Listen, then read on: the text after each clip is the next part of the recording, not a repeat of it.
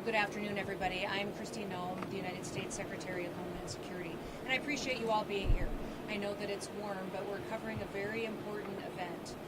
As of tomorrow, President Trump will have been in the White House and in charge of this country for 7 months. And in this first 7 months, he has accomplished some unprecedented things for the security and the safety of all American citizens. As you know, when he campaigned to get elected as President of the United States, he promised the American people that he would secure our border, that he would ensure that the invasion of the illegal criminals that were coming into our country under the Biden administration would be stopped, and that he would do all that he could to restore the safety to our American communities. And he has done exactly that.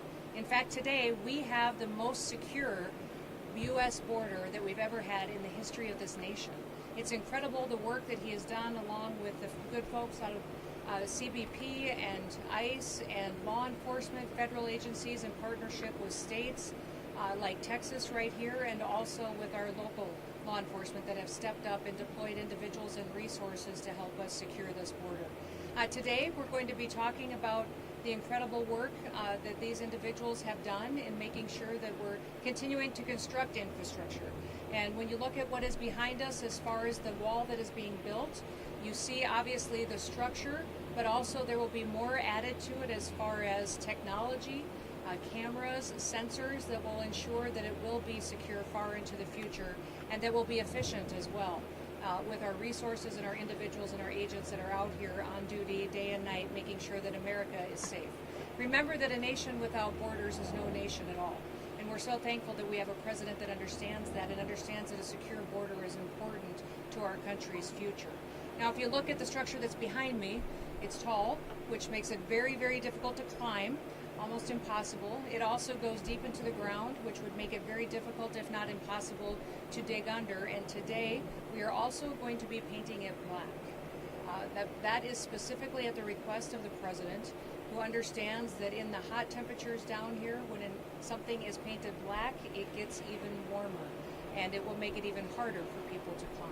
So we are going to be painting the entire southern border wall black to make sure that we encourage individuals to not come into our country illegally, to not break our federal laws, but that they will abide and come to our country the right way so that they can stay and have the opportunity to become United States citizens and pursue the American dream. Now, we got an incredible amount of resources allocated to us in the big, beautiful bill, and we're so thankful for that, because that's going to allow us to continue construction. The construction right now is at the pace of a little bit less than a half a mile a day, and the border wall will look very different based on the topography and the geography of where it is built. Here you see structure. We will have waterborne infrastructure that will be put in place as well, and then that technology will be installed.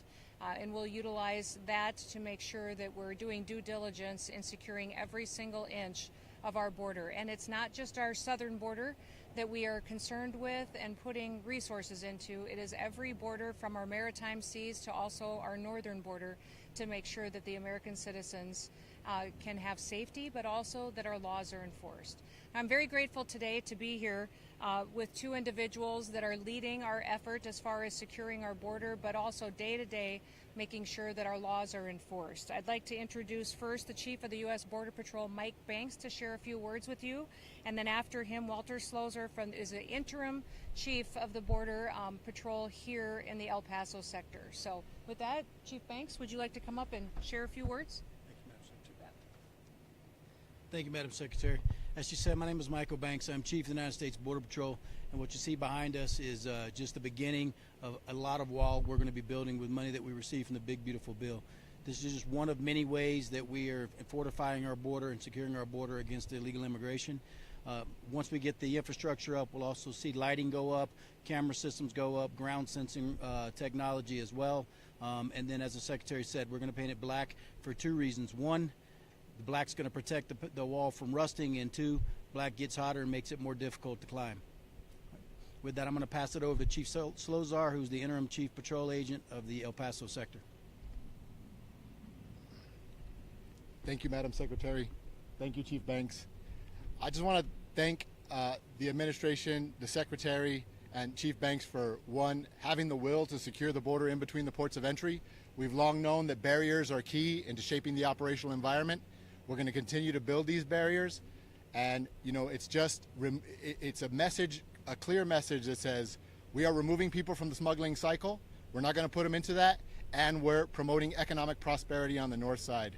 So this area north of us is in the plans as to build and put in shops and schools and houses, and this is going to help secure this area for the betterment of the El Paso community, and we're taking border security serious. I've been through 6 different administrations, and I can tell you I've never felt the support from our leadership than I feel today, and that's under the leadership of our Secretary. I'm proud to stand here with her, and I want to thank you for being out here to get our message to the community so that they know why border security is important to national security. It is national security, so thank you very much. Thank you, Walter, and I want to thank the agents that are standing here with me today, but I also want to thank all of our other Border Patrol agents who stand on watch every single day, 24/7, to make sure that they're providing for the security of our nation and for our future. So may God bless them and keep them safe as they continue to do their work. With that, I'll take any questions that you may have. Yes, ma'am.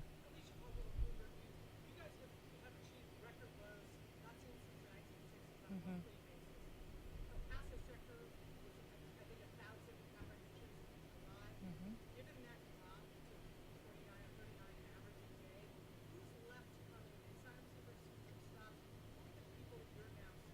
You know, I'll let Walter speak to that because he knows specifically the individuals that they're encountering here. But I think it is remarkable that for May, June, and July, we've had 0 illegal aliens come into the United States of America, according to our records, and encounters that people that have come into our country that we have the most secure border in our nation's history. I also want to point out one other statistic that came out this week that was incredibly important to our country, is that according to the Bureau of Labor and Statistics, we have 1.6 million illegal aliens that have gone home voluntarily. They have left the United States, returned to their countries at the encouragement of President Trump and his policies so that they have an opportunity to come back to America the right way. So they have the opportunity to come back and pursue the American dream and provide for their families the right way into the future. So that's an incredible amount of individuals who recognize now is the time to go home. And if they choose to come back to the United States, to do it while abiding with our laws. But Walter, would you like to speak to who you're encountering at the border here in this sector specifically today? Yes, ma'am. Thank you, ma'am, and thank you for that question. So here in the El Paso sector, in 2023, we had one day where there were 2,300 people apprehended by the U.S. Border Patrol. We are now apprehending, on a 7-day average, about 41 people a day. And you ask, who are those individuals? The majority of them are single adults. The majority are from Mexico, followed by Guatemala and Ecuador. And those individuals are not unlike the 3 years before this, where they were following our Border Patrol agents, tracking them down, and we were stuck preserving life, and we had to take them out and get them out of the area, and no Border Patrol agents were patrolling the border. Unlike that, they are running from us. They are trying to utilize tunnels. They're trying to move left and right of our deployments, and we're apprehending those individuals. Our gotaways are the lowest they've ever been, and we're working with the Department of Justice. We're putting criminal charges. Since 1929, 8 U.S.C. 1325 has been a crime in the United States. We're putting criminal charges on those individuals, applying consequences, and our partners in ICRO are removing those individuals from the United States. But they are individuals that are actively seeking to get in, the people we should have been focused on for the entirety of our Border Patrol careers, and we're not dealing with those asylum seekers and those individuals that commit a crime by entering illegally and still are in our process. So those are the individuals that we're seeing, ma'am. What is your gateway rate? 7-day average is 9. Compared to 400 about this time last year. So, and that's key, right? Messages mean, words and messages matter. It is not okay to enter the country illegally, and somebody's finally saying it. That's our leadership here in the U.S. government, and we're, as the Border Patrol here in El Paso sector, I can say on the behalf of the men and women of El Paso sector, who I am greatly appreciative of, that we are proud to enforce these laws, and the morale is better than it's ever been, because we are doing our national security job, and we are keeping this area safe. Thank you. Sure. Yes.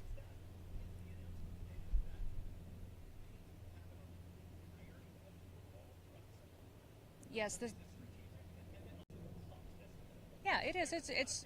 It's specifically going to be on structure that looks like this, that's made out of steel, and it is to protect the infrastructure from wear and tear and erosion that would occur.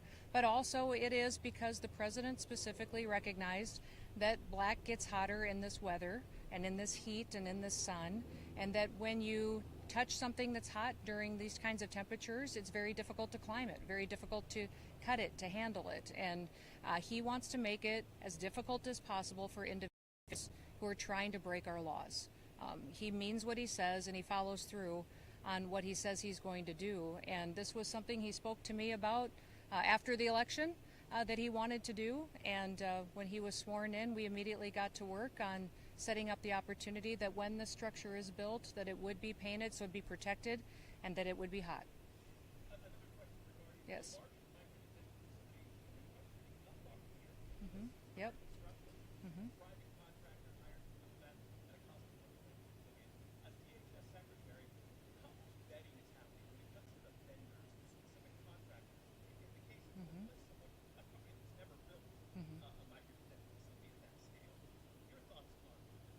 Well, most of that construction and those contracts go through the Department of Homeland Security, except for the ones that are on military installations.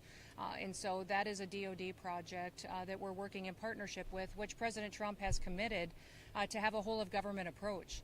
He's got every agency and cabinet member working together to address the situation that we have with criminal illegal aliens that are in our country. And so we're thankful for Secretary Hegseth's leadership and his partnership in that effort, but we're continuing to build partnerships with governors, with other local entities and local sheriffs or law enforcement agencies that are willing to open detention centers as well. In fact, in Nebraska, we have one that will be opening up soon called the Cornhusker Clinker, I think it is, and that will be very helpful strategically, not far from Denver, Colorado, that will help us out with logistics and transportation to return people to their home countries. Yes. How will I further expand what? Detention centers? Well, we will continue to work the processes to make sure that people go through their due process hearings and deport them as soon as possible. So our hope is that we'll continue to build partnerships for more detention centers, but I'm very focused on making sure that once we're picking someone up in our country with final removal orders or criminal convictions and charges, that we're removing them as soon as possible too. My goal is not to build hundreds of thousands of beds. My goal is to get people out of this country that are here illegally. And so that's where our focus is, and we'll build as many detention beds as we need to get the job done. To Mexico? Oh, to New Mexico. There could be. I know that New Mexico has some debates going on with our detention centers, but we're planning on keeping our presence there and expanding it if possible. Yes.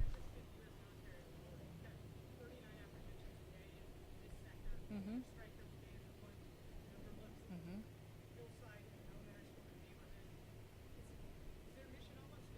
Yeah, we're grateful for their partnership and their presence. There hasn't been a date indicated when that military presence will end on the border, and when it does, it'll be the president's decision. Yes.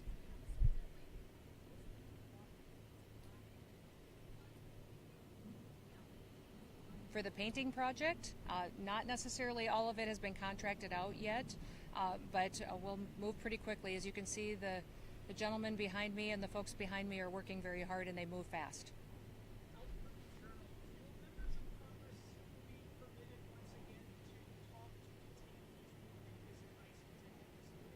Oh, I believe that they have access and oversight responsibilities that they're able to conduct as long as they're giving us the due notice time in order to make sure we can do so safely, and that we have the ability to make sure everyone in the facility and everyone touring the facility can do that with an adequate number of security guards present, with an adequate number of people to conduct it in an orderly manner. So we're going to continue to facilitate that as long as they keep requesting the tours and visits.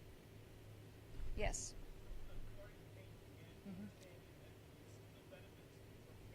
Mm-hmm.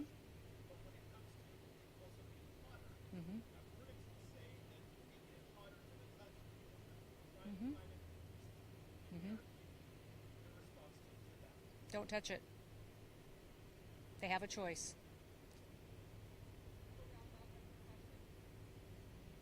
Thank you, everybody. Appreciate it.